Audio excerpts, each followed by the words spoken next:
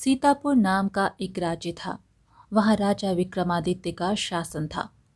राजा विक्रमादित्य की पत्नी का नाम मधुलता था। वे दोनों की कोई संतान ना थी। रानी मधुलता अक्सर राजा से पूछती, महाराज, आखिर हम इस तरह कब तक रहेंगे? क्या हमें कभी कोई संतान की प्राप्ति नहीं होगी? राजा ने हमेशा की तरह उत्तर दिया, महारानी, आप चिंता ना करिए, भगवान पर भरोसा रखिए। उनके घर देर है अंधेर नहीं। उन्होंने चाहा तो हमारे घर भी संतान होगी। अच्छा, अब मैं शिकार के लिए चलता हूँ, आप अपना ख्याल रखिएगा। रानी ने कहा, ठीक है महाराज। उसके बाद राजा विक्रमादित्य मंत्री जी के साथ जंगल की ओर शिकार करने के लिए निकल जाते हैं। मंत्री जी ने राजा से पूछा, महाराज, आप इतने दुखी क्यों हैं? राजा बोले, क्या बताऊं मंत्री जी, इतने वर्ष बीत गए हैं लेकिन हमें अभी तक संतान का सुख की प्राप्ति नहीं हुई। मैं महारानी को तो हमेशा समझा देता हूँ, परंतु अंदर ही अंदर मुझे भी संतान की कमी महसूस होती है। मंत्री ने दिलासा देते हुए कहा, महाराज, आप परेशान मत होइए, सब ठीक हो जाएगा। अब देखिएगा, जल्द ही आपको संतान की प्राप्ति होगी। राजा और मंत्री अभी बात कर ही रहे थे कि उतने में वहां अचानक एक जख्मी चिड़िया आ गिरती है। राजा उसे देखते हैं तो वे मंत्री से कहते हैं, मंत्री जी, यह चिड़िया कहाँ से आ गिरी? जरा देखिए तो कितनी जख्मी है। मंत्री ने कहा, जी महाराज, इस चिड़िया की हालत ठीक नहीं लग रही है। राजा बोले, मंत्री जी, जाइए आप जड़ी बूटी लेकर आइए, तब तक मैं इस चिड़िया का ध्यान रखता हूँ। राजा का आदेश पर मंत्री जी तुरंत जड़ी बूटी लेकर आते हैं। महाराज, यह लीजिए जड़ी बूटी। राजा उस चिड़िया के जख्म पर जड़ी बूटी लगा देते हैं और चिड़िया से पूछते हैं, अब कैसा लग रहा है तुम्हें? चिड़िया ने कहा, मुझे अब थोड़ा ठीक लग रहा है महाराज। राजा ने कहा, वैसे तुम कौन हो और तुम्हें चोट कैसे आई? चिड़िया ने कहा, मेरा नाम बुलबुल है। मेरी यह हालत एक दुष्ट शेर ने की है। दुष्ट शेर पानी के अंदर रहता है और रोज पशु पक्षियों और इंसानों का शिकार करता है। मैं किसी तरह उसके चंगुल से बचकर भाग आई। राजा बोले, अच्छा, तो यह बात है, तुम परेशान मत हो, अब तुम बिल्कुल ठीक हो जाओगे। चिड़िया ने कहा, आपका बहुत बहुत धन्यवाद, आपने मेरी जान बचाई। राजा बोले, कोई बात नहीं, यह तो मेरा फर्ज था। तब चिड़िया ने राजा से पूछा, महाराज, क्या हुआ? आप कुछ परेशान लग रहे हैं, क्या मैं आपकी परेशानी का कारण जान सकती हूँ? राजा ने बुलबुल चिड़िया को अपने निसंतान होने के बारे में बताते हैं। तब बुलबुल चिड़िया बोली, महाराज, समझ लीजिए, भगवान ने आपकी सुन ली। मैं कोई आम चिड़िया नहीं हूँ, मैं एक जादुई चिड़िया हूँ जिसके अंडे को खाने से निसंतान व्यक्ति को संतान प्राप्त हो जाती है। राजा चौंक कर बोली, क्या सच में ऐसा हो सकता है? बुलबुल चिड़िया ने कहा, हाँ, यह लीजिए, इस अंडे को महारानी को खिला दीजिएगा। कुछ ही समय में आप दोनों को संतान प्राप्ति हो जाएगी। राजा खुश होते हुए बोले, ठीक है, तुम्हारा बहुत बहुत शुक्रिया। राजा अंडा लेकर महल वापस जाते हैं और रानी मधुलता को पुकारते हैं, महारानी, महारानी, देखिए जरा मुझे क्या मिला है। रानी आती है और कहने लगती है, क्या हुआ महाराज, यह आपके हाथ में किसका अंडा है? राजा अपनी रानी को उस जादुई बुलबुल चिड़िया के बारे में सब कुछ बताते हैं। रानी खुश होती है और कहने लगती है, महाराज, मैं पुत्र प्राप्ति के लिए कुछ भी करने को तैयार हूँ। मैं इस अंडे को खाने के लिए तैयार हूँ। इतना कहकर महारानी उस जादुई बुलबुल चिड़िया के अंडे को खा लेती है। कुछ ही महीनों के बाद उन्हें एक प्यारा सा बेटा होता है। राजा कहते हैं, महारानी, आज मैं बहुत खुश हूँ। आज हमारा परिवार पूरा हो गया। हमारे वंश को आगे बढ़ाने वाला आ गया है। रानी ने कहा, जी महाराज, सब भगवान की कृपा से हुआ है। महाराज, मैं चाहती हूँ कि हम अपने पुत्र का नाम गौतम रखें। राजा बोले, महारानी, जैसा आपको ठीक लगे। महारानी, मेरी खुशी तो आपकी खुशी में ही है।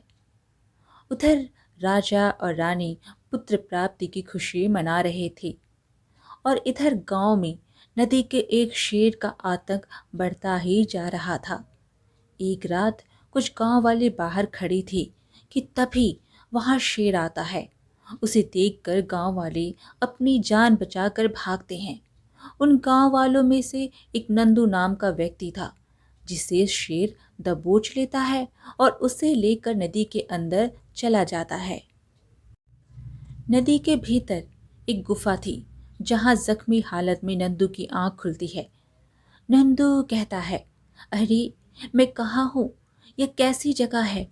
शेर बोला, यह मेरी दुनिया है, जो कि नदी के अंदर है, और मैं कुछ ही दिनों में तुम्हारी दुनिया पर भी राज करूँगा। इतना कहकर शेर एक ब्रह्म राक्षस का रूप ले लेता है। नंदू उसे देखकर घबरा जाता है। तुम तुम कौन हो और मुझे यहाँ क्यों ले आए हो? मैं एक ब्रह्म राक्षस हूँ। मैं इंसानों, पशुओं और पक्षियों की बलि देता हूँ। तुम्हें भी मैं बलि देने के लिए ही लाया हूँ। हे शैतान की देवता, मेरी बलि स्वीकार कर। इतना कहकर ब्रह्म राक्षस नंदू की बलि दे देता है। धीरे धीरे वक्त बीतता जाता है और राजकुमार गौतम अब बड़े हो जाता है। एक दिन राजा विक्रमादित्य ने अपने बेटे से कहा, पुत्र, मैं सोच रहा हूँ कि कुछ दिनों में तुम्हारा राज्याभिषेक कर दूं, पर उससे पहले तुम्हें राज्य का दौरा करना चाहिए। राजकुमार गौतम ने कहा, पिताजी, जैसा आपको ठीक लगे। आप कहते हैं तो मैं आज ही राज्य के दौरे पर चला जाता हूँ। ठीक है पुत्र, जाओ। राजा विक्रमादित्य की बात मानकर राजकुमार गौतम मंत्री के साथ उस राज्य के दौरे पर निकल चलता है। मंत्री राजकुमार से कहने लगा, राजकुमार, यह दिन आपके लिए बहुत महत्वपूर्ण है। इन्हीं दिनों में आप खुद को एक बेहतर राजा साबित कर सकते हैं। राजकुमार गौतम ने कहा, मंत्री जी, आप ठीक कह रहे हैं। मैं पूरी कोशिश करूंगा एक अच्छा राजा बनने की। राजकुमार अभी मंत्री जी से बात कर रहे थे कि तभी अचानक गांव में वही भयानक शेर आ जाता है। गांव वाले चिल्ला चिल्ला कर भागने लगते हैं, बचाओ बचाओ, कोई हमें इस शेर से बचाओ। राजकुमार वहां का दृश्य देखकर चौंक जाता है। मंत्री जी, यह लोग अचानक से भागने क्यों लगे? पता कीजिए, क्या हुआ है? मंत्री ने कहा, राजकुमार, इस गांव में एक शेर घुस आता है और सबको उठा ले जाता है। महाराज और हम सब ने बहुत कोशिश की उस शेर का पता लगाने की, लेकिन वह शेर का हमारे हाथ अभी तक नहीं आया। राजकुमार गौतम बोला, अच्छा, यह बात है, पर आज वो किसी को नहीं ले जा पाएगा। राजकुमार गौतम ने शेर को देखा तो सोचने लगा, उसकी आंखें कितनी लाल है, मानो जैसे किसी राक्षस की हो। तभी उस शेर ने गांव की एक राधिका नाम की लड़की को दबोच लेता है। राधिका डर के मारे चिल्लाने लगी, बचाओ, कोई हमारी मदद करो। तब राजकुमार गौतम बोला, दुष्ट शेर, उस लड़की को छोड़ दे, वरना। शेर बोला, वरना क्या? तुम इंसान मेरा कुछ बिगाड़ नहीं सकते। इतना कहकर वह शेर राधिका को वहीं छोड़कर राजकुमार पर झपट्टा मारता है, पर वो उसे नुकसान नहीं पहुंचा पाता। शेर हैरान हो गया, अरे यह क्या हो रहा है? मैं इस आदमी के पास क्यों नहीं जा पा रहा? इसके चारों ओर यह रक्षा कवच कैसा है? आखिर यह कौन है? शेर एक बार फिर कोशिश करता है, पर इस बार भी वह असफल रहा। तभी राजकुमार बोला, दुष्ट शेर, अब तुम बचकर नहीं जा सकते। राजकुमार इतना कहकर अपना जादुई तीर चलाता है। जादुई तीर से चारों तरफ आग लग जाती है और शेर राधिका को छोड़कर गायब हो जाता है। राधिका और गांव वाले राजकुमार से कहते हैं, राजकुमार जी, आपका बहुत बहुत धन्यवाद, आपने मेरी जान बचाई। राजकुमार बोला, कोई बात नहीं, यह तो मेरा कर्तव्य था। मंत्री जी, आज तो वो शेर बच गया, पर अगली बार नहीं बचेगा।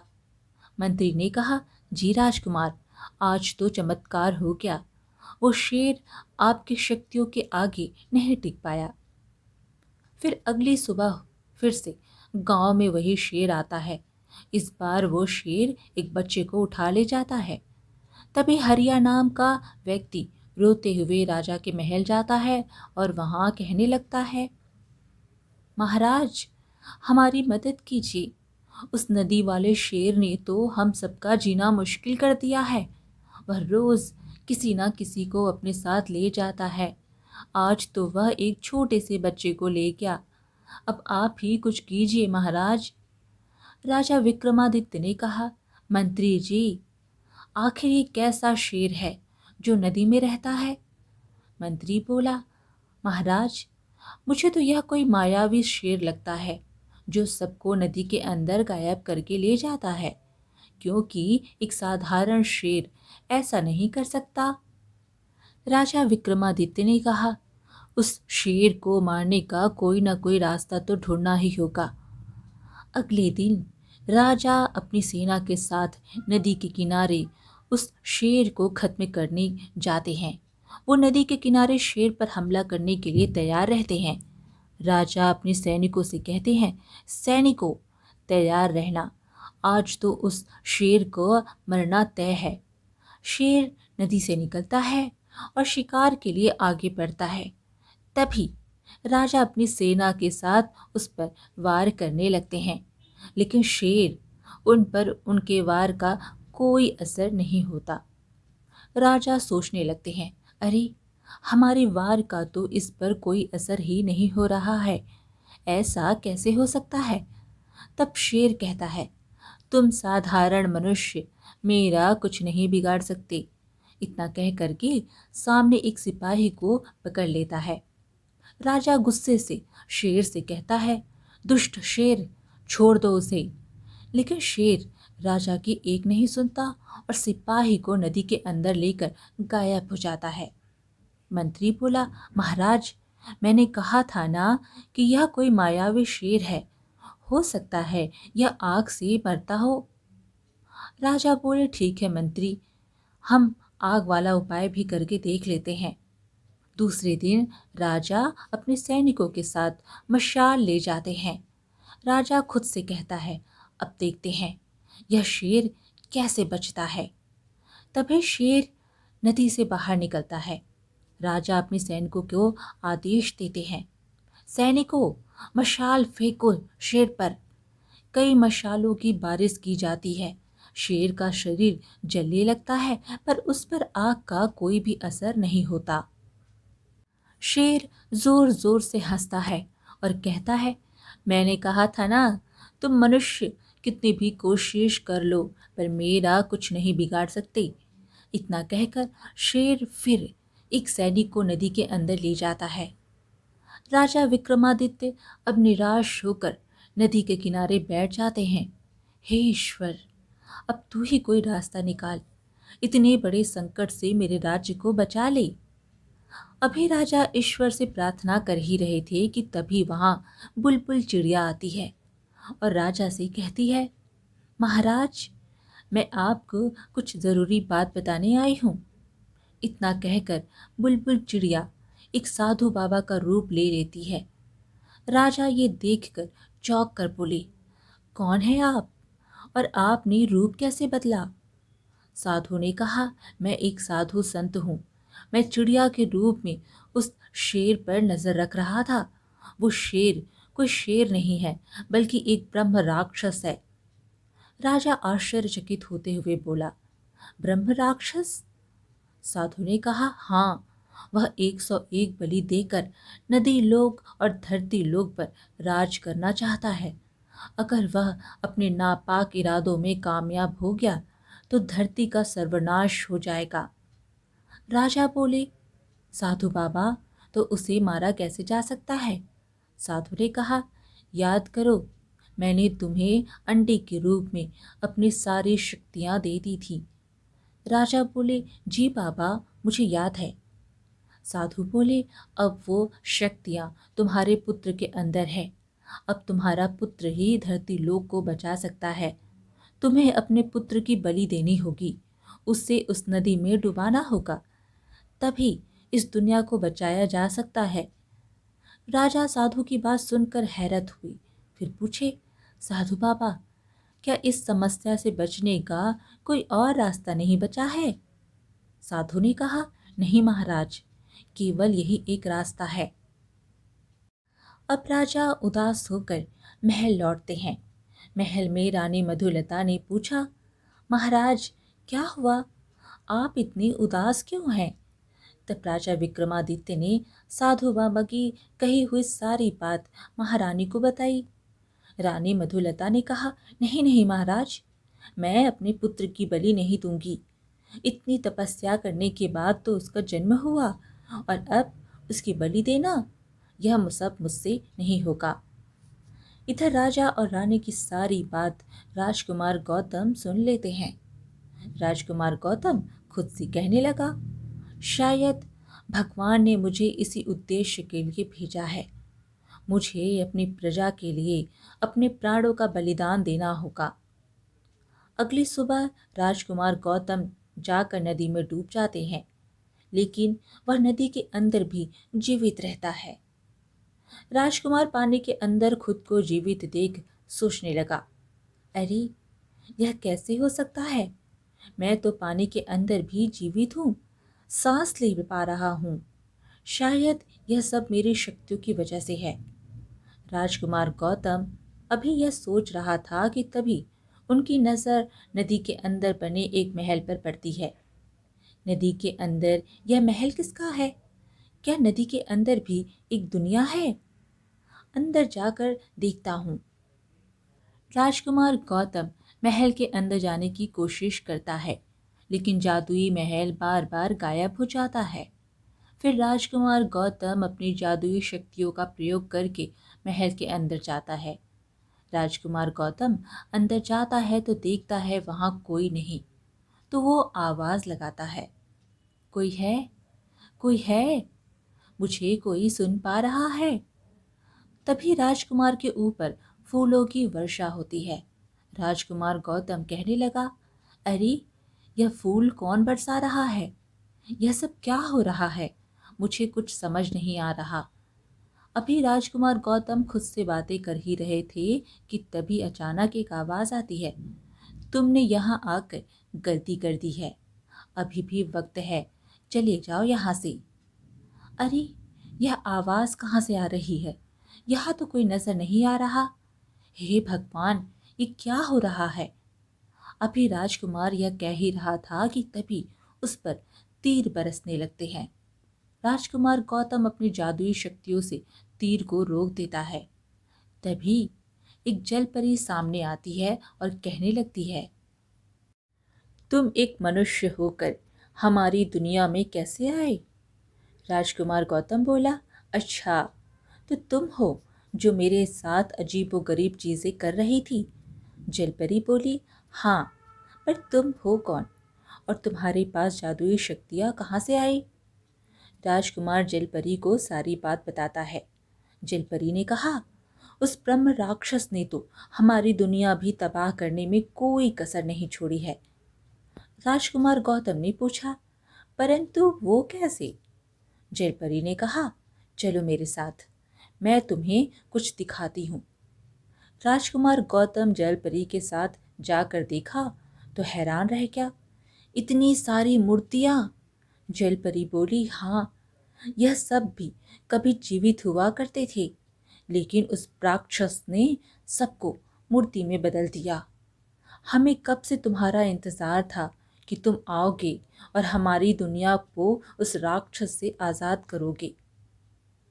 राजकुमार बोला, हाँ, लेकिन उस ब्रह्म राक्षस को कैसे मारा जा सकता है? जलपरी बोली, जब जब वो आखिरी बलि देने वाला होगा, उसी समय जादुई तलवार से उस राक्षस का सर धड़ से अलग करना होगा। राजकुमार ने कहा, लेकिन वह जादुई तलवार कहाँ मिलेगी और वह ब्रह्म राक्षस आखिरी बार कब बलि देगा? जलपरी बोली, आज सूर्यास्त होने से पहले वो आखिरी बलि देगा। चलो मेरे साथ, मैं तुम्हें जादुई तलवार तक ले चलती हूँ। जलपरी ने दिखाया। वो जादुई तलवार बड़े बड़े पत्थरों के बीच में फंसी हुई है। राजकुमार, वह देखो, जादुई तलवार। जाओ और अपनी शक्तियों से उस तलवार को निकाल लो।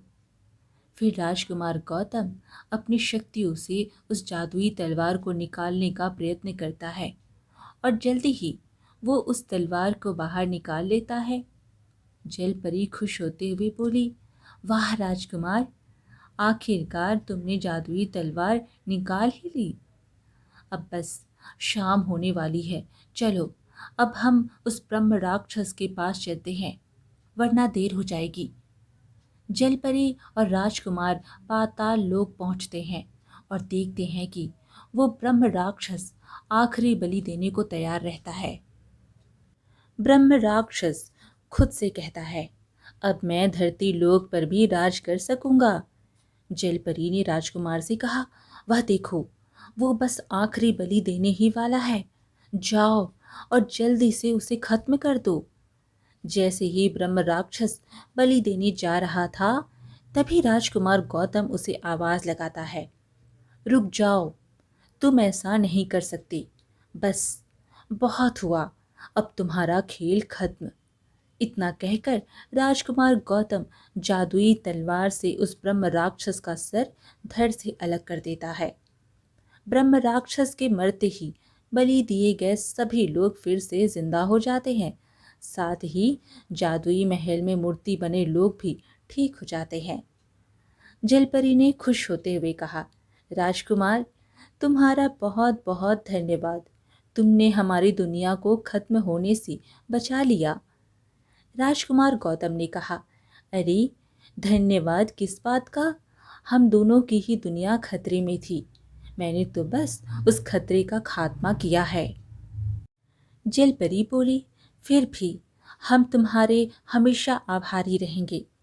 तुम्हें कभी भी हमारी मदद की ज़रूरत पड़ी तो मुझे याद करना। राजकुमार गौतम बोला, हाँ ज़रूर। अब मुझे और मेरी दुनिया के लोगों को हमारी दुनिया में पहुंचा दो। वहाँ सब मेरी प्रतीक्षा कर रहे होंगे। जलपरी ने कहा, हाँ ज़रूर राजकुमार। फिर जलपरी राजकुमार को वापस धरती लोक भेज देती है। राजा नदी के किनारे अपने पुत्र की याद में उदास बैठे थे। तभी राजकुमार गौतम नदी के अंदर से निकलते हैं। राजा विक्रमादित्य अपने पुत्र को देखकर चौंक जाते हैं। मेरे पुत्र, तुम कहाँ चले गए थे? तुम्हें पता है हम सब कितना परेशान थे। राजकुमार गौतम ने राजा को सारी बात बताई। राजा सारी बात सुनकर बोले, पुत्र, मुझे तुम पर गर्व है। तुमने होने वाले राजा के नाते अपना कर्तव्य पूरी ईमानदारी से निभाया है। अगर राज्य में तुम जैसा राजा हो तो प्रजा हमेशा हर संकट से सुरक्षित रहेगी। उसके बाद राजा विक्रमादित्य ने अपने पुत्र राजकुमार गौतम को उत्तराधिकारी बना दिया। इस प्रकार राज्य के सभी लोग सुकून से खुशी खुशी पहले की तरह रहने लगते हैं। आज की कहानी यहीं पर समाप्त हुई। फिर मिलेंगे एक और कहानी के साथ। कहानी पसंद आए तो लाइक शेयर ज़रूर करें और चैनल को सब्सक्राइब करना बिल्कुल ना भूलें। धन्यवाद।